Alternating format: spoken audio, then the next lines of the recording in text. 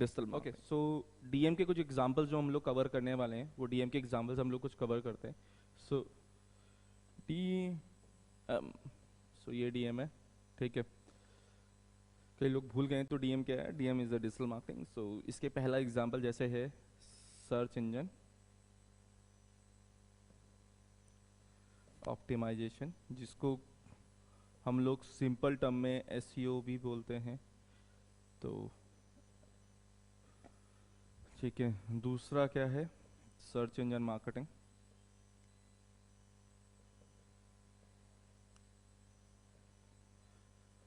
तो सबसे पहले हम समझेंगे, जिसको हम एसएमबी बोलते हैं, तो सबसे पहले हम समझेंगे सर्च इंजन क्या है। देखिए, सर्च इंजन एक ऐसा प्लेटफॉर्म जहाँ पे आप जब कोई भी सर्च टर्म डालते हैं या कोई क्वेरी डालते हैं, उसके अकॉर्डिंग आपको रिजल्ट्स मिलते हैं। जैसे हम कौन सा सर्च टर्म की सर्च इंजन की बात कर रहे हैं? जैसे हम लोग बात कर रहे हैं Google, Yahoo, Bing, Ask, Baidu, Yandex, ऐसे और भी हैं, बहुत सारे हैं, ठीक है। इन सर्च इंजन में क्या होता है? इन सर्च इंजन में जब भी आप कोई सर्च टर्म डालेंगे, हिट करेंगे, तो ये आपको कुछ रिजल्ट्स निकाल के देंगे। उन रिजल्ट्स में हम अपनी वेबसाइट की जब पोजीशन को इम्प्रूव कराने की बात करते हैं, तो उनको हम सर्च इंजन ऑप्टिमाइजेशन या सर्च इंजन मार्केटिंग कहते हैं, डिपेंड ऑन एक्टिविटी की हम कौन सा कर रहे हैं। एग्जाम्पल,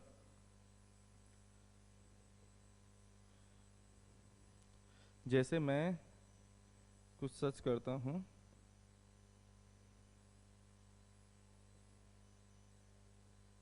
हम डिजिटल मार्केटिंग कंपनी सर्च कर लेते हैं, हम यही देख रहे हैं, ओके। सो अगर ओके, तो यहाँ पे हम लोग ये देख रहे हैं कि हमने डिजिटल मार्केटिंग कंपनी, अगर हम यहाँ पे देख रहे हो, ठीक है, इसको कहते हैं हम क्या? Search term. क्या कहेंगे हम लोग? Search term, okay. ये जो आप देख रहे हो, इसको कहते हैं नंबर ऑफ रिजल्ट्स। मतलब गूगल में पर्टिकुलर क्वेरी के ऊपर में इतने रिजल्ट्स उसके डाटाबेस में स्टोर है, ओके। जब यहाँ पे आप स्पॉन्सर देख लेते हो, क्या देख लेते हो? स्पॉन्सर देख लेते हो, ओके। तो इन रिजल्ट्स को, जो स्पॉन्सर वाले रिजल्ट्स हैं, इन रिजल्ट्स को कहा जाता है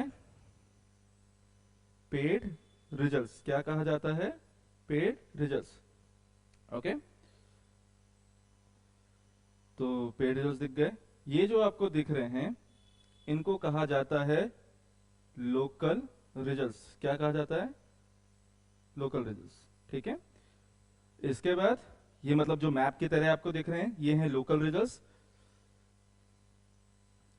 लोकल रिजल्ट्स के बाद जो ये आपको दिख रहे हैं, इन्हें कहा जाता है ऑर्गेनिक रिजल्ट्स, ठीक है। अब तीन रिजल्ट्स हमारे पास में, लोकल रिजल्ट्स, ऑर्गेनिक रिजल्ट्स और पेड रिजल्ट्स। ऑर्गेनिक रिजल्ट्स जो आते हैं, वो होता है एसईओ का पार्ट, ठीक है। जो लोकल रिजल्ट्स आए, सॉरी, जो लोकल रिजल्ट्स, ये जो लोकल रिजल्ट्स आपको दिख रहे हैं, ये लोकल रिजल्ट्स आते हैं लोकल एसईओ की वजह से। किसकी वजह से? लोकल एसईओ की वजह से। तो ये हैं लोकल रिजल्ट्स, किसकी वजह से? Local SEO. ये मैं आपको आगे समझा दूंगा, जिसमें क्या मिलता है आपको? लोकल रिजल्ट्स मिल गया, ओके ना। ऊपर वाली जो एड आपको दिखाई दे रही है,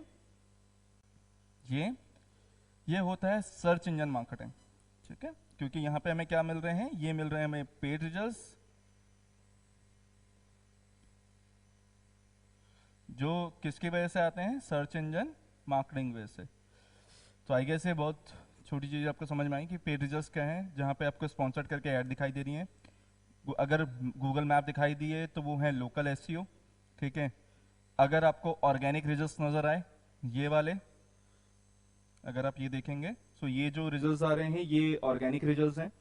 ऑर्गेनिक रिजल्ट्स एक पेज पे 10 ही आते हैं, ठीक है।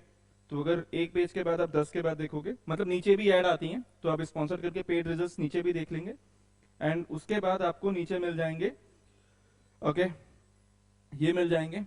तो ये रिलेटेड सर्च टर्म होते हैं। मैं ये भी आपको समझा देता हूँ। ये जो आपको ये बॉक्स दिखाई नजर आ रहा है, ये वाला जो बॉक्स है, जिसके अंदर में आपको कुछ सर्च टर्म्स नजर आ रही हैं, ठीक है, इनको हम क्या बोलते हैं? रिलेटेड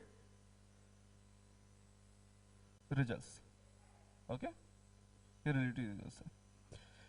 तो ऑर्गेनिक रिजल्ट्स पेजिनेशन के हिसाब से आगे जाते रहते हैं, मतलब टोटल बहुत सारे हैं रिजल्ट्स, राइट। जैसे हमने ऊपर नंबर भी देखा था कि लोकल रिजल्ट्स बहुत सारे आ रहे हैं।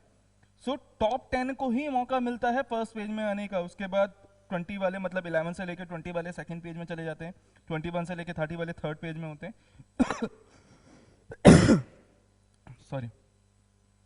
तो अगर आप देखेंगे कि 21 से 30 वाले थर्ड पेज में, तो अगर आप टॉप पे नहीं हो, अगर आपका एसईओ अच्छा नहीं है, तो आप फर्स्ट पेज की तरफ नहीं आओगे। तो एसईओ क्या है? बेसिकली एसईओ एक ऐसा प्रोसेस है जब हम वेबसाइट को इनसाइड से और बैकलिंक के जरिए बाहर की रेपुटेशन जो अपनी वेबसाइट की टुवर्ड्स लेके जाते हैं, उनसे हम अपनी वेबसाइट की पोजीशन को इंप्रूव करते हैं। तो वेबसाइट की पोजीशन जितना ज्यादा आप अच्छे पॉइंट्स गेन करते जाएंगे, मतलब आप बहुत अच्छा कंटेंट लिख रहे हैं, बहुत अच्छी इंटरलिंकिंग कर रहे हैं अपनी वेबसाइट के अंदर, वेबसाइट को बहुत ज्यादा फास्ट लोडिंग कर रहे हैं, वेबसाइट का साइट स्ट्रक्चर बहुत अच्छा बना रहे हैं, ठीक है, बाहर से बैकलिंक बहुत रेपुटेटेड ले रहे हैं। बैकलिंक क्या होता है? एक लिंक लेना किसी और की वेबसाइट से, जैसे विकिपीडिया में अगर मेरा लिंक लगा हुआ है, दैट इज बैकलिंक। तो वो बैकलिंक अगर आप अपनी वेबसाइट के टुवर्ड्स पॉइंट आउट कर रहे हैं, वो जितना रेपुटेटेड होंगे और जितना अच्छा पॉइंट आउट करेंगे, उतनी आपकी वेबसाइट की रेपुटेशन बिल्ड होगी। जितनी अच्छी पॉजिटिव रेपुटेशन आप बिल्ड करोगे, उतनी ही आपकी पोजीशन इंप्रूव होना शुरू हो जाएगी। सो इसको सिंपल टर्म में ये समझिएगा, जो पहले नंबर पे दिख रहा है, हर कीवर्ड का एसईओ अलग अलग होता है। सो इसको सिंपल समझिएगा, मतलब ये अगर आप रिजल्ट्स देख रहे हैं, डिजिटल मार्केटिंग कंपनी में सौरभ जैन की वेबसाइट ने सबसे अच्छा पॉइंट लिया हुआ है।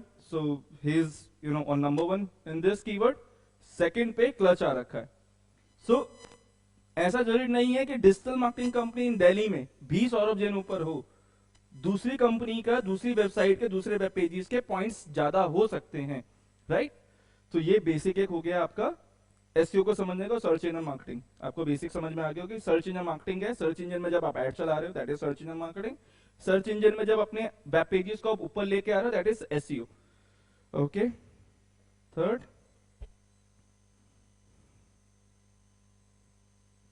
Okay, so social media optimisation, जिसको हम एसएमओ भी बोलते हैं। एंड फोर्थ है social media marketing. Okay, SM. Okay, तो समझिएगा सोशल मीडिया क्या है। सोशल मीडिया हम सभी जानते हैं, हम फेसबुक, ट्विटर, लिंक्डइन, इंस्टाग्राम ये जनरली यूज करते ही हैं लोग, है ना। तो इन पर्टिकुलर प्लेटफॉर्म्स में जब आप फ्री मेथड्स यूज करके अपनी प्रोफाइल को और स्ट्रांग बना रहे होते हो, अपने पेजेस को और स्ट्रांग बना रहे होते हो, उनमें एंगेजमेंट ज्यादा बिल्ड कर रहे होते हो, वो सोशल मीडिया ऑप्टिमाइजेशन हो गया, फ्री मेथड यूज करके। जब सोशल मीडिया में आप पेड मीडियम का यूज करके, पेड मार्केटिंग का यूज करके आप कस्टमर ज्यादा लाने की कोशिश कर रहे हो, पेज लाइक बढ़ाने की कोशिश कर रहे हो, फॉलोवर ज्यादा गेन करने की कोशिश कर रहे हो, एंगेजमेंट ज्यादा बिल्ड करने की कोशिश कर रहे हो, उसको आप सोशल मीडिया मार्केटिंग कहते हो। तो सिंपल सेम एसईओ की तरह ही है। सर्च इंजन में ऑप्टिमाइजेशन करना है, फ्री मेथड यूज करना है। सोशल मीडिया में ऑप्टिमाइजेशन करना है, फ्री मेथड यूज करना है। सर्च इंजन में मार्केटिंग करनी है, पेड मीडियम हो गया। सोशल मीडिया में मार्केटिंग करनी है, पेड मीडियम भैया। तो ये याद रखने की जरूरत है, ठीक है। किसी को कंफ्यूजन होगा तो हम इसको डिटेल में आगे सीखेंगे, ये बिल्कुल बेसिक से स्नैप है ना। Fifth, email marketing.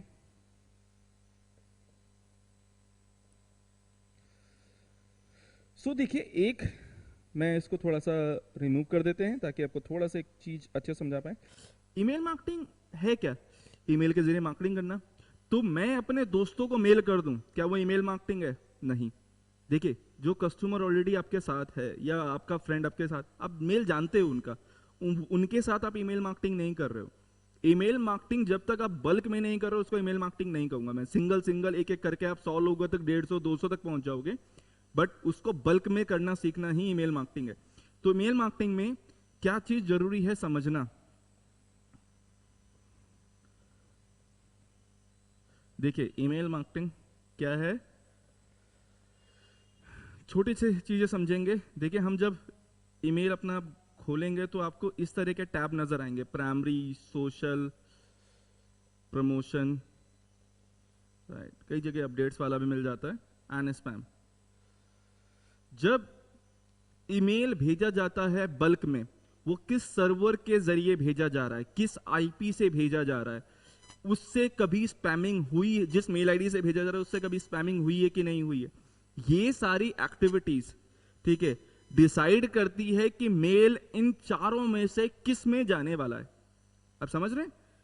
अगर वो स्पैम में गया तो आप ये समझ लीजिए मैक्सिमम ओपनिंग रेट है वो आप लूज कर जाएंगे, वो खुलेगा ही नहीं। स्पैम में जाके आपने भी कभी मेल नहीं खोलते होगे, आप डिलीट ही कर देते होगे, ठीक है। तो यहां पे समझना है कि हमारा मेन टारगेट होना चाहिए कि प्राइमरी में कैसे जाएगा बॉस। अब प्राइमरी में जाने का एक तरीका यही है कि मेल को उस तरह से बनाना है कि कस्टमर गूगल उस पर ट्रस्ट कर पाए, कि उस मेल को प्राइमरी पे हिट करे। तो ये सब हम आगे सीखेंगे। तो ईमेल मार्केटिंग में हम कई तरह के मेल्स भेज सकते हैं, जैसे हम टेक्स्ट मेल भेज सकते हैं बल्क में जब मेलिंग करते हैं, हम इमेज बेस्ड भेज सकते हैं, ठीक है, और हम टेम्पलेट बेस्ड न्यूज़लेटर भेज सकते हैं। क्या भेज सकते हैं? टेम्पलेट बेस्ड न्यूज़लेटर भेज सकते हैं। ओके, तो मैं कुछ न्यूज़लेटर के आपको एग्जांपल दिखा देता हूं ईमेल मार्केटिंग के। ईमेल मार्केटिंग, न्यूज़लेटर, देखिए न्यूज़लेटर बोल दीजिए, टेम्पलेट बोल दीजिए, दोनों एक ही चीज है। Okay, so email, so this is some kinds, अगर आप ये देख रहे हैं, है ना। सो जैसे ये एक एग्जांपल हो गया न्यूज़लेटर का, ये मेल पे आप देते मतलब देखे होंगे फ्लिपकार्ट का, अगर आप देख लेंगे, राइट, या फ्लिपकार्ट कभी कभी भेजता है, अमेजोन भेज देता है, अगर आपने किसी को सब्सक्राइब कर रखा है तो वो लोग भेज देते हैं। तो इस तरह के आपको ईमेल टेम्पलेट्स मिलेंगे। सो प्राइमरी में ऐसे टेम्पलेट को हिट करना जहां से आप कस्टमर गेन कर पाए। तो लेट्स एग्जांपल, ईमेल मार्केटिंग का सबसे बड़ा फायदा, आपके पास में 10 लाख लोगों की ईमेल आईडी है, आपने एक बार एक बटन दबाया, आपने कैंपेन रन करा, उसमें 10 लाख लोगों को एक साथ मेल कर गया। अगर उससे 10,000 कस्टमर भी या 25,000 कस्टमर भी आपकी वेबसाइट पे लैंड करते हैं, या पर्टिकुलर जो आप प्रोडक्ट पे सेंड करवाना चाहते हैं या विजिटर्स भेजना चाह रहे हैं, उस पर्टिकुलर पे वो विजिटर ड्राइव होते हैं, तो कहीं ना कहीं एक हाई कन्वर्जन आने के चांसेस आपके पास हो जाते हैं। कि आप, वो आपके ऊपर डिपेंड करता है कि वो लैंड हो गए, अब उस पर्टिकुलर पेज पे आपने लैंडिंग पेज कैसा बनाया हुआ है या पर्टिकुलर प्रोडक्ट कैसा है, उस पर डिपेंड करेगा कि वो कन्वर्जन किस रेशियो का होगा, लेकिन आने के चांसेस बढ़ जाते हैं। अगर कस्टमर आए ही नहीं उस ईमेल मार्केटिंग से, अब समझिए वो स्पैम में चले गए, अगर वो आए नहीं कस्टमर, तो कन्वर्जन तो आने वाली बहुत दूर की बात है। कस्टमर तो तभी आएंगे ना जब दुकान पे कोई आएगा, दुकान पे कोई आए नहीं तो कस्टमर कहां से आने वाले। ओके, चलिए ये भी चीज आई गेस आपको ईमेल मार्केटिंग समझ में आ गई। हम नेक्स्ट एक देख लेते हैं। देखिए ईमेल मार्केटिंग के बाद there is one content marketing. देखिए कंटेंट मार्केटिंग क्या है? पॉपुलर साइट्स में अपने बारे में लिखवाना, ठीक है, ये भी डिजिटल मार्केटिंग के अंदर में आता है। जैसे आज तक जैसी वेबसाइट्स हो गई, या योर स्टोरी हो गई, या फॉर्ब्स हो गया, मैं इनमें अपने बारे में लिखवा देता हूँ, और इस तरह से लिखवाता हूँ कि लोग इन्फ्लुएंस हो मेरी वेबसाइट को विजिट करने के लिए, लोग मेरे बारे में जानने के लिए इन्फ्लुएंस हो, या मेरे प्रोडक्ट को खरीदने के लिए इन्फ्लुएंस हो। That is content marketing. जब आप कंटेंट के जरिए अपने प्रोडक्ट को, अपनी सर्विसेज को बेच पाते हैं या लोगों को इन्फ्लुएंस कर पाते हैं, that is content marketing. Okay, मैं सिर्फ और सिर्फ स्नैप दे रहा हूं। अगेन ये कहूंगा कि मैं आपको सिर्फ एक बेसिक इंट्रोडक्शन दे रहा हूं चीजों का, ये चीज बहुत डिटेल में है आगे, तो हम बहुत डिटेल में आगे पढ़ेंगे ही। ओके, एक और है जैसे इन्फ्लुएंसर मार्केटिंग।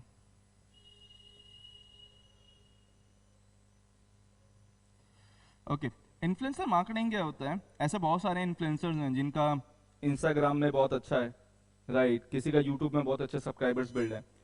तो इन लोगों के जरिए जब आप अपने प्रोडक्ट को इन्फ्लुएंस करवाते हैं, राइट, मतलब इंडोर्स करवाना हो गया एक तरह से कि प्रोडक्ट को मैं इंडोर्स करवा रहा हूं, तो मैंने XYG कोई इन्फ्लुएंसर है, उससे मैंने कहा कि वो एक पर्टिकुलर प्रोडक्ट को इंडोर्स कर दे और वो पर्टिकुलर पोस्ट वो अपनी स्टोरी में लगा दे, ठीक है। तो पर्टिकुलर एक्टिविटी के अकॉर्डिंग वो लोग चार्ज करते हैं कि वो लोग 20,000 रुपीज ले रहे हैं या 1 लाख रुपए ले रहे हैं अपनी स्टोरी में लगाने के लिए। या डायरेक्टली पोस्ट करने के लिए वो 1 लाख रुपए ले रहे हैं।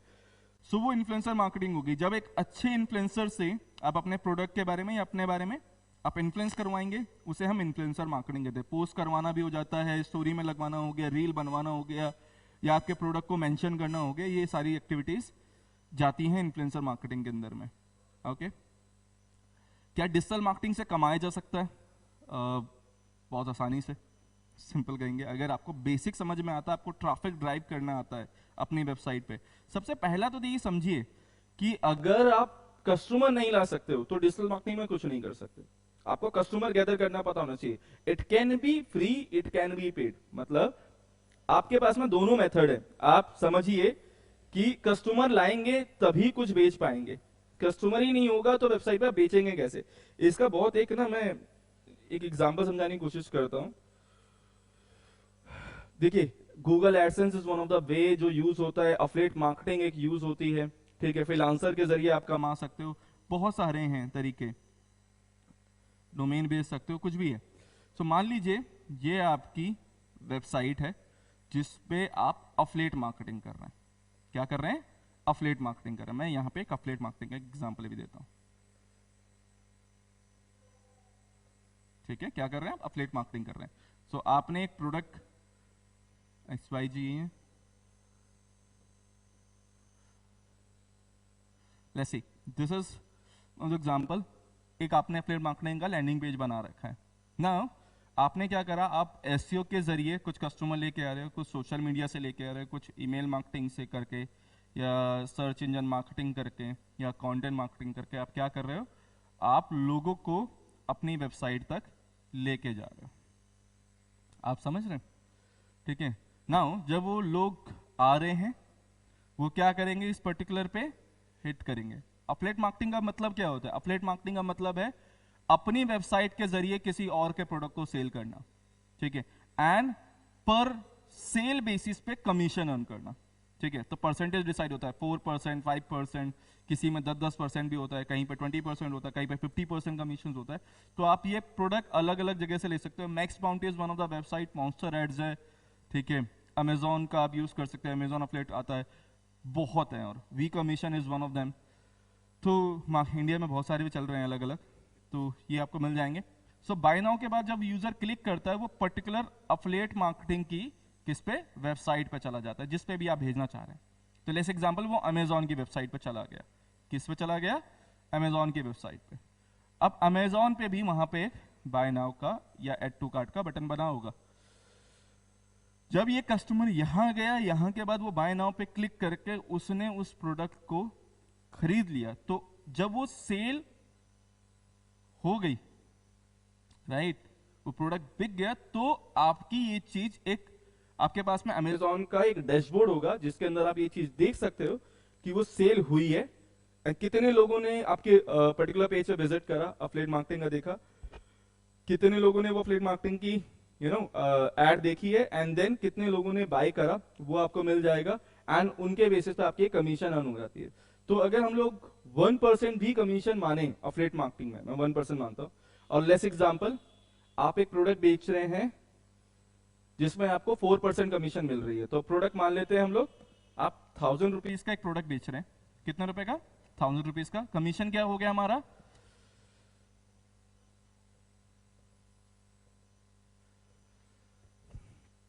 ओके, कमीशन हमारा हो गया 4%।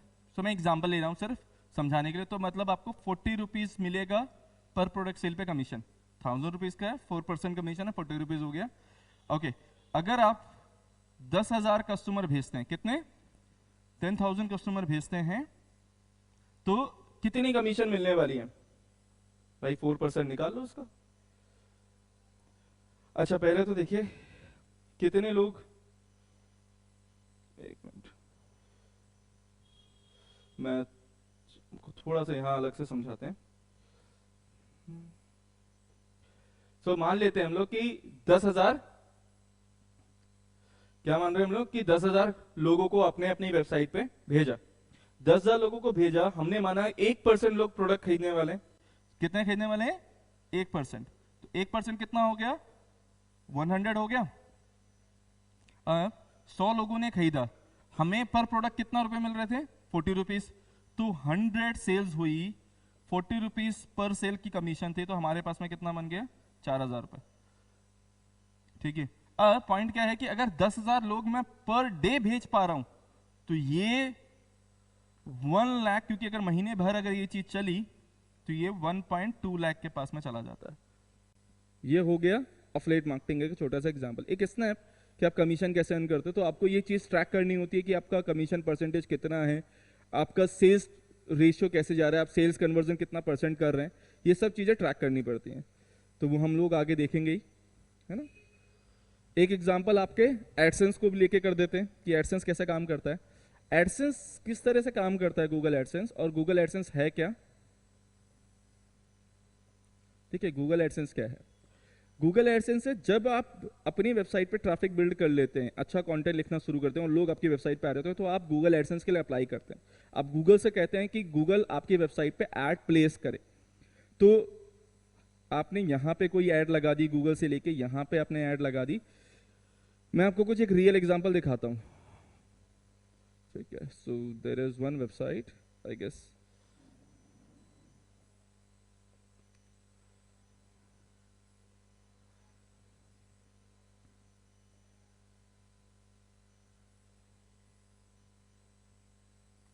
Okay, so you can see this ad. अब यहाँ पे अगर देखेंगे एड्स बाय गूगल, आप देख रहे हैं, तो ये एड्स बाय गूगल, तो leblon.org में कैसे काम हुआ है, इस पर्टिकुलर पे ये एड जो यहां से यहां तक आपको दिख रही है, ये अगर आप देखेंगे, ठीक है, ये एड गूगल से ली गई और प्लेस करी गई है। तो leblon.org के ओनर ने क्या करा है, अमित अग्रवाल जी ने इसको गूगल एडसेंस से अप्लाई करा है। ठीक है, गूगल एडसेंस अप्रूवल होने के बाद में वो ये एड प्लेस करी जाती है अपनी वेबसाइट में, एंड देन अब इनकी वेबसाइट पे जो भी विजिटर्स आ रहे हैं वो इस एड पे जब क्लिक करेंगे तो सीपीसी बेस पे, ठीक है, कॉस्ट पर क्लिक बेस पे उनकी अर्निंग होती है। ओके, सो मान लेते हैं ये 2 ऐड लगी हुई है, अब वही 10,000 लोग मान लेते हैं हम लोग कि किसी भी मेथड से आप लेके आ रहे हो, ठीक है, वो आपकी वेबसाइट पे गए। अब यहां मान लेते हैं कि यहां आपका क्लिक परसेंटेज है 5%। क्या सीटीआर है, सीटीआर का मतलब क्या होता है, क्लिक थ्रू रेट। ठीक है, क्या मतलब है क्लिक थ्रू रेट, कितने लोग आपकी एड को देख रहे हैं और कितने लोग उस पे क्लिक कर रहे हैं, तो वो एक परसेंटेज निकल के आता है आउट ऑफ टोटल से कितने लोगों ने क्लिक करा, that is number of clicks divide by total number of impressions. इसका मैं लिख भी देता हूं, number of clicks divide by total number of impression. Impression का मतलब होता है कितने लोगों ने देखा, ठीक है, इंप्रेशन का मतलब देखना हो गया। ओके, सो सीटीआर आपको समझ में आ गया। तो हमने मान लिया भाई 5% का सीटीआर है, मतलब जितने लोग आ रहे हैं उसमें से 5% उस एड पे क्लिक कर रहे होंगे। 10,000 लोग आए तो कितने लोगों ने क्लिक करा, 500 लोगों ने। कितने लोगों ने क्लिक करा, 500 लोगों ने। अब जो सीपीसी है, जो कॉस्ट पर क्लिक गूगल आपको देगा, ठीक है, वो इसका भी मैं समझा रहा हूं, कॉस्ट पर क्लिक। ठीक है, जो कॉस्ट पर क्लिक गूगल आपको देगा वो डिपेंड करेगा कि किस कैटेगरी की एड आपकी वेबसाइट पे लगी है, राइट, किस कंट्री का यूजर उस एड को देख रहा है उस पर डिपेंड करेगा। तो depend on the category of the niche, and मतलब एड किस कैटेगरी की है, कितने हाई सीपीएम वाली एड चल रही है। सीपीएम चलो मैं बाद में समझाऊंगा आपको क्योंकि टेक्निकल टर्म्स थोड़े ज्यादा हो जाएंगे।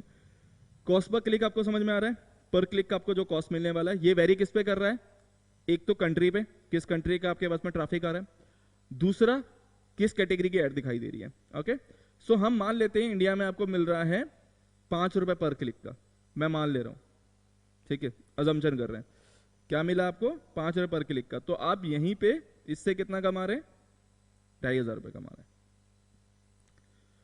सो ये जस्ट एक राउंड ऑफ आइडिया है आपको गूगल एडसेंस का, हो गया।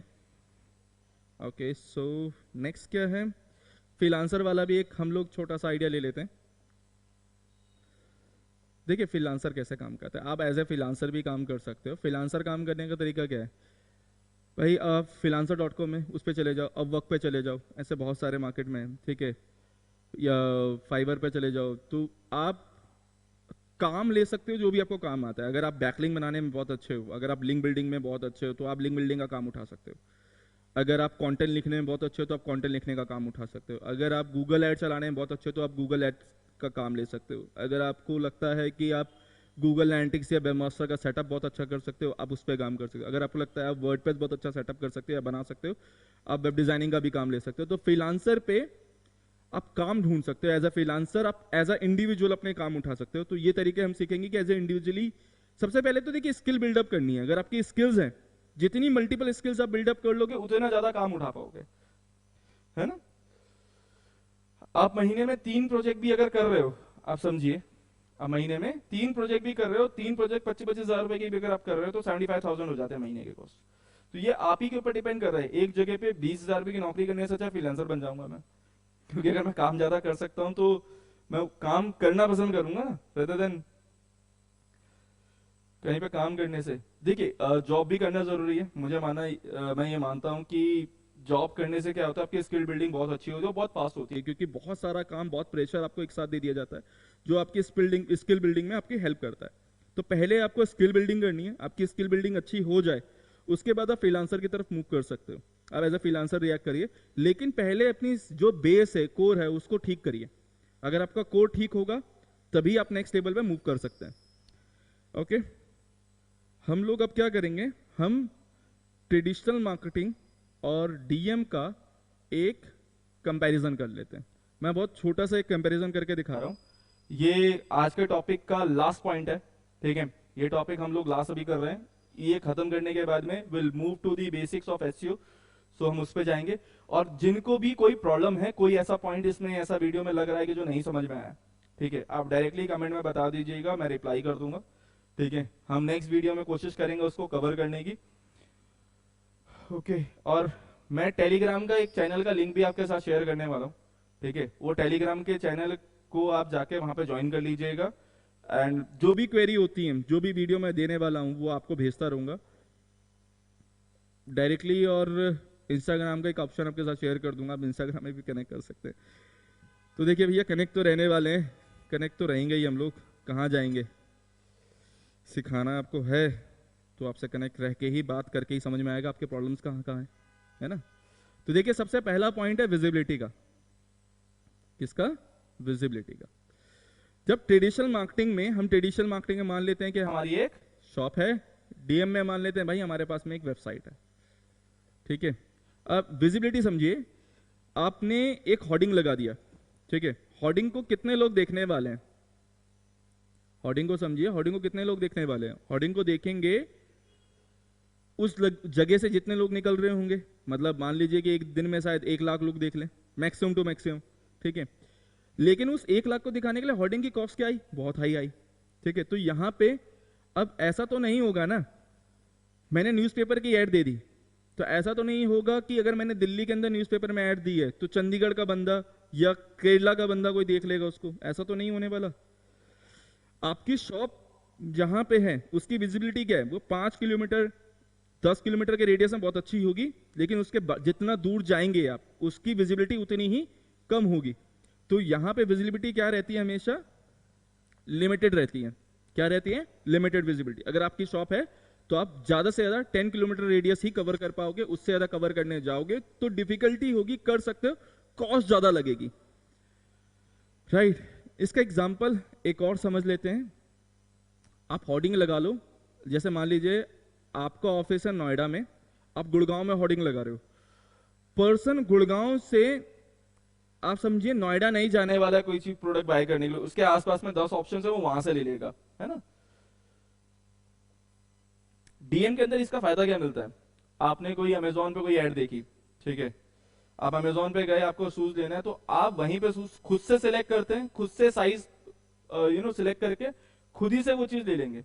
विजिबिलिटी की प्रॉब्लम नहीं है। अगर मेरे को अमेजोन की ऐड मुझे मुंबई में दिखानी है, मैं ऐड चलाऊंगा, मुंबई में दिखा दूंगा। मुझे अमेजोन की ऐड अगर केरला में दिखानी है, मैं दिखा सकता हूं। And the best part, offline नहीं है, ऑनलाइन है, इसलिए क्या होगा, कस्टमर जब भी उस ऐड पे क्लिक करेगा वो डायरेक्टली वेबसाइट विजिट कर लेगा, तो उसको ये कंसर्न नहीं रहेगा कि ये मुझे वहां उस पर्टिकुलर हेड ऑफिस पे जाके देखना है या कहीं पे जाके देखना है, वो इस तरह की चीजें नहीं होंगी इसमें। तो विजिबिलिटी यहां पे क्या मिल जाती है हमें, अनलिमिटेड मिल जाती है। ओके, दूसरा क्या जाता है, एंगेजमेंट। दूसरा क्या आ गया, एंगेजमेंट। एंगेजमेंट वो अंगूठी वाला नहीं है, ठीक है, तो गलत मत समझिएगा कि अंगूठी वाले एंगेजमेंट की बात कर रहे हैं, वो भूल जाइए। मैं ये कई बार एग्जांपल बोलता हूँ, तो एंगेजमेंट का मतलब है यहाँ इंटरेक्शन होना, ठीक है। इंटरेक्शन कितना इंपॉर्टेंट है एक शॉप के अंदर में, अगर इंटरेक्शन करने वाला कोई ना हो, मतलब कोई भी वर्कर वहां पे इंटरेक्ट नहीं करे, तो क्या होगा, सेल्स इंपैक्ट होती है। एग्जांपल के तौर पे आप एक जूते की दुकान पे जाइए, ठीक है, आप जूते की दुकान पे आपको एक नया कोई भी जूता आया हुआ है, जैसे एग्जांपल कोई शूज आया हुआ है, और वो आप लेना चाह रहे हो, वो क्या करना चाह रहे हो, आप लेना चाह रहे हो, और वो आपको मिल नहीं रहा, आप शॉप में पूरी जगह से घूम लिए, आपको वो मिला नहीं। आपने क्या करा, आपने 3-4 बार आवाज लगाई उस वर्कर को जो वहां पे काम कर रहे थे, ठीक है, वहां के एम्प्लॉय को आपने आवाज लगाई, वो बंदा लगा है कैंडी क्रश खेलने में, वो बिजी है बेचारा, ठीक है, आप लगा रहे 3-4 बार आपने आवाज लगा दी, आपके माइंड में हुई फ्रस्ट्रेशन कि भैया तो सुन ही नहीं रहे, ठीक है, किस तरह की सर्विस दे रहे हैं, आप वहां से करोगे वॉकआउट, ठीक है, बिना जूता लिए। अगर उसने वहां पे इंटरेक्शन कर लिया होता कि sir how may help you, और किस तरह का जूता लिए, वो शायद अंदर रखा है, वो आपको निकाल के देता, तो शायद वो सेल हो सकती थी, लेकिन इंटरेक्शन नहीं होने की वजह से वो सेल नहीं होगी।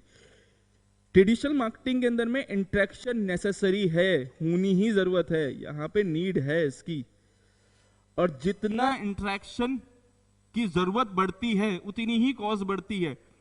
एग्जाम्पल के तौर पे बिग बाजार एक टाइम पे 10-10 हजार 1,000 कस्टमर डेली बेस पे वो हैंडल करता है, लेकिन उसके लिए वो 300 एम्प्लॉय भी रखता है, ठीक है। तो आप ये समझिएगा कि एम्प्लॉय बढ़ जाते हैं अगर एंगेजमेंट ज्यादा जरूरत पड़ेगी। एक बंदा एक साथ 100 कस्टमर को तो हैंडल नहीं करेगा ना, उसके लिए 10 लोग चाहिए होंगे, तो एंगेजमेंट की नेसेसरी बच जाती है। यहाँ पे देखेंगे एक वेबसाइट पे 1 लाख कस्टमर आए चाहे 10 लाख, वेबसाइट की स्पीड अच्छी होनी चाहिए बस। लेकिन क्या वेबसाइट पे कोई निकल के बात करता है आपसे कि मैं किस तरह से आपकी मदद करूं, नहीं ना। तो एंगेजमेंट की वेबसाइट पे जरूरत नहीं होती, क्योंकि आपको वो हियरार्की ऑफ द वेबसाइट इस तरह से बनानी होती है कि इजीली नेविगेट कर ले कस्टमर आपकी वेबसाइट पे। तो यहां पर कस्टमर के ज्यादा आने से एंगेजमेंट की कॉस्ट नहीं बढ़ रही है, एंगेजमेंट वही है ना। तो यहां पे हमें क्या है, हमें जरूरत नहीं है एंगेजमेंट की, no need. Okay, cost of the marketing क्या आता है एज कंपेयर कॉस्ट देखें। ट्रेडिशनल मार्केटिंग में होर्डिंग की, जैसे मैंने आपको बताया भी था कि होर्डिंग का कॉस्ट 10 लाख रुपए भी चला जाता है, 5 लाख रुपए भी चला जाता है।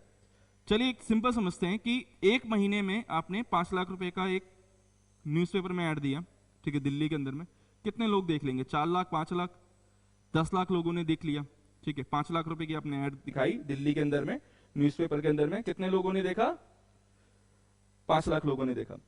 लेकिन आप ये समझिए 5 लाख रुपए कॉस्ट बहुत ज्यादा होती है। वहीं मैं आपसे पूछूंगा, एक यूट्यूब के अंदर में अगर आपने 1,000 रुपए की ऐड चलाई, ठीक है, कितने लोगों को आप ऐड दिखा दोगे? 1,000 रुपए में आप यूट्यूब के अंदर 3.5 लाख लोगों को ऐड दिखा सकते हो। आप सोच के देखिए, अगर 5 लाख रुपए मैंने वहां खर्च कर दिए ना यूट्यूब के अंदर में, तो वो करोड़ों से भी ऊपर है। तो विजिबिलिटी का सिंपल सा एक पॉइंट समझ में आ रहा है कि विजिबिलिटी क्या है, कॉस्ट। यहां पे हमें देखिए कॉस्ट ट्रेडिशनल मार्केटिंग में क्या है, वेरी हाई है, और यहां पे क्या है, वेरी लो है। ओके, यह हमें समझ में आ गया। हम फोर्थ की तरफ चलते हैं।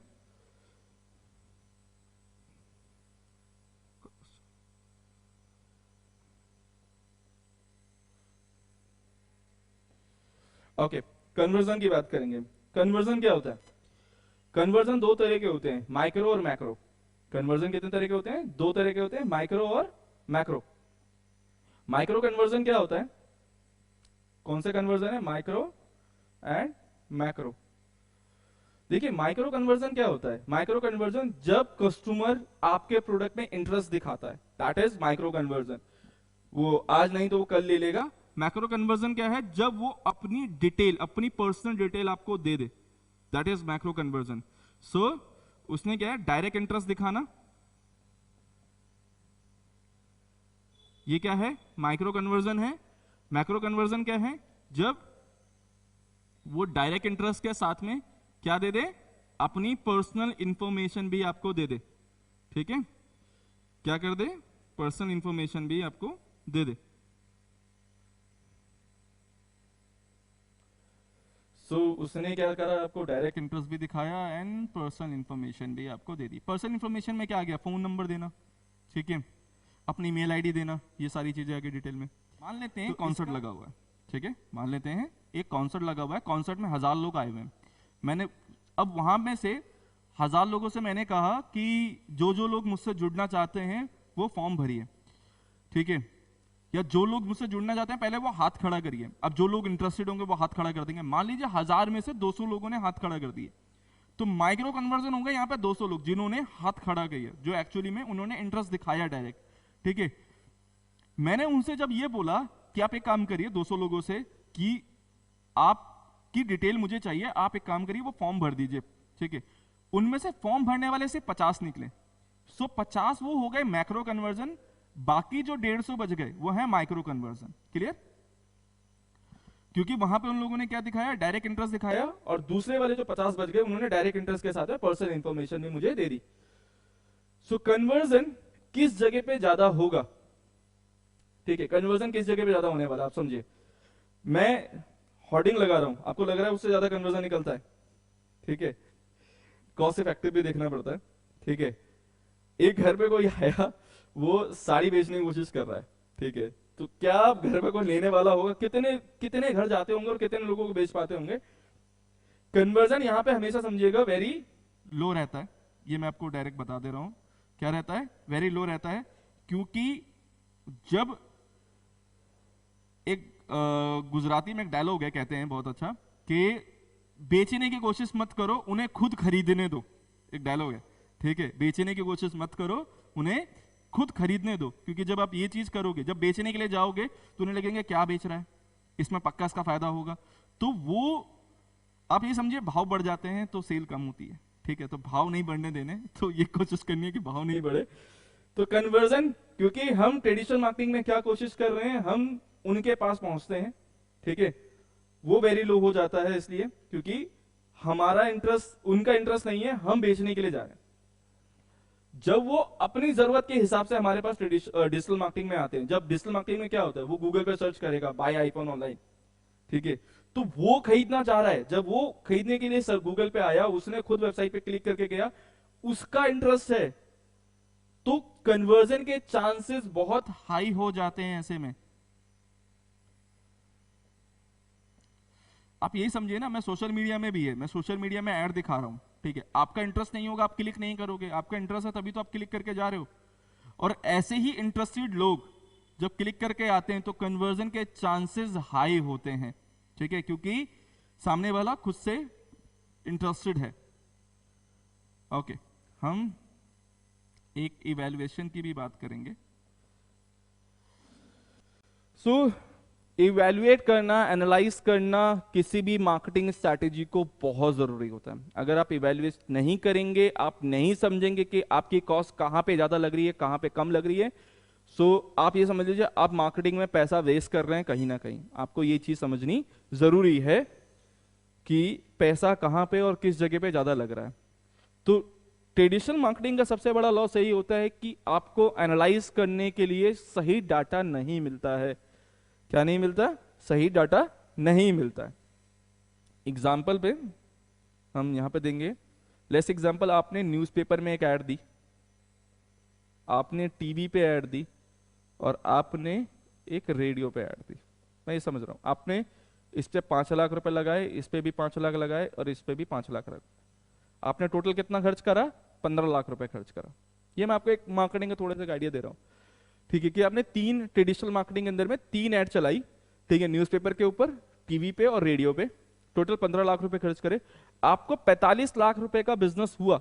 लेकिन कैसे हुआ, ये सोर्स मुझे आप बता दो, तो फिर हम इसको मैक्सिमाइज कर सकते हैं। लेकिन पॉइंट क्या है कि ये चीज मालूम करना बड़ा मुश्किल है कि कस्टमर किस जगह से, कौन से लोग जो मेरे स्टोर पे आए वो किस सोर्स की वजह से आए, किस मार्केटिंग मेथड की वजह से आए, ये नहीं मालूम चलेगा। तो यहां पे मैक्सिमाइज करना मुश्किल हो जाता है। लेकिन इसी की जगह, अगर इसी की जगह क्या होगा, अगर मैं यहां पे जैसे एग्जांपल हम लोग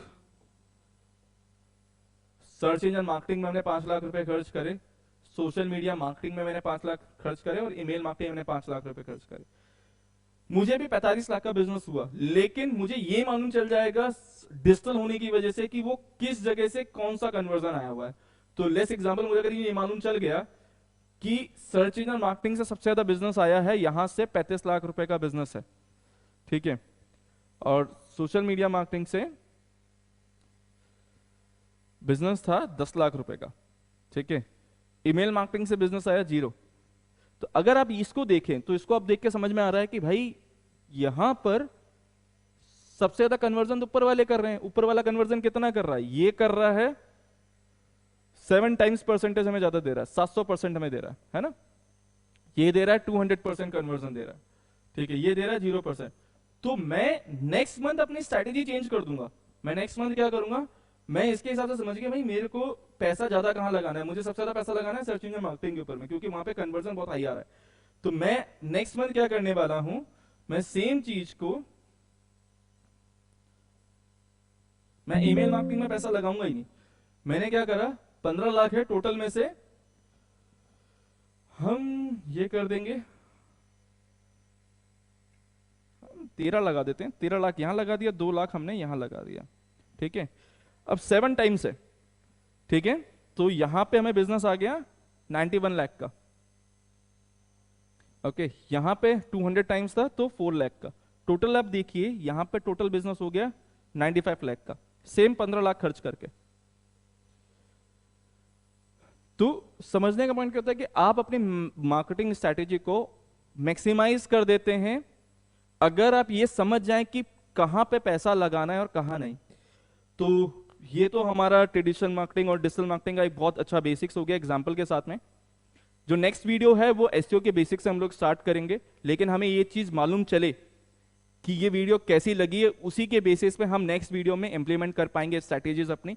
तो जो भी फीडबैक है वो कमेंट में देखिए, पॉजिटिव नेगेटिव कुछ भी हो सकता है। मुझे लगा है क्योंकि मैं ये पहली बार आपके कैमरे के सामने बना रहा हूँ और गलतियां होना लाजमी है, हो जाती हैं, ठीक है। तो देखिए अगर सीखते सीखते रहना चाहिए, हमेशा ऐसा ही है कि ऑफलाइन ट्रेनिंग में और कैमरे के सामने फेस करके ट्रेनिंग देने में बड़ा डिफरेंस होता है। तो ये कैमरे के सामने जो ट्रेनिंग दे रहे हैं, हम कोशिश कर रहे हैं कि आपके लिए अच्छा कर पाएं, बट मेरी कोशिश है कि ज़्यादा से ज़्यादा नॉलेज आपके साथ पहुंचाई जाए। जिसको जो सवाल है, जो कुछ पूछना है वो कमेंट में प्लीज़ बताइएगा और स्टे कनेक्टेड, ठीक है, बाय।